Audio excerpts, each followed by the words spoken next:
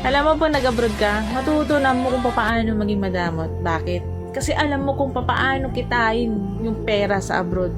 Dito rin nagbabago ang ugali ng isang tao.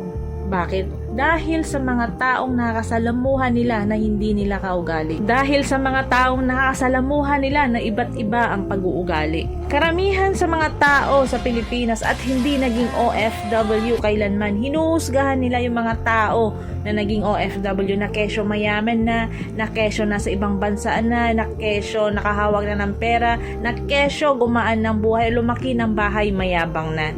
Hinuhusgahan nila agad kung ano yung nakikita nila sa'yo. Hindi nila alam yung buong dahilan at buong kwento kung bakit ka nagkaroon ng ganito. Sa ating mga Pilipino or yung ibang Pilipino, bakit kaya hindi na maalis yung ugali nilang panghusga at inggit? Yung tipong wala naman silang ambag sa buhay mo, wala naman silang naitulong sa'yo, wala naman silang nagawang maganda para sa'yo, pero sila pa yung number one na naninira sa'yo. Sa mga ganitong klaseng tao na wala namang ambag sa buhay mo, na wala namang naitulong sa'yo, na wala namang magandang nagawa para sa'yo, huwag mo silang pansinin. Kung ano yung magandang plano mo sa buhay mo, ipagpatuloy mo lang. Kasi kung magpapa-apekto ka, ikaw rin ang talo. May pangarap ka sa buhay mo, may gusto kang marating sa buhay mo, bakit ka magpapa-apekto sa mga sinasabi nila? Bakit ka magpapa-apekto sa mga ginagawa nila?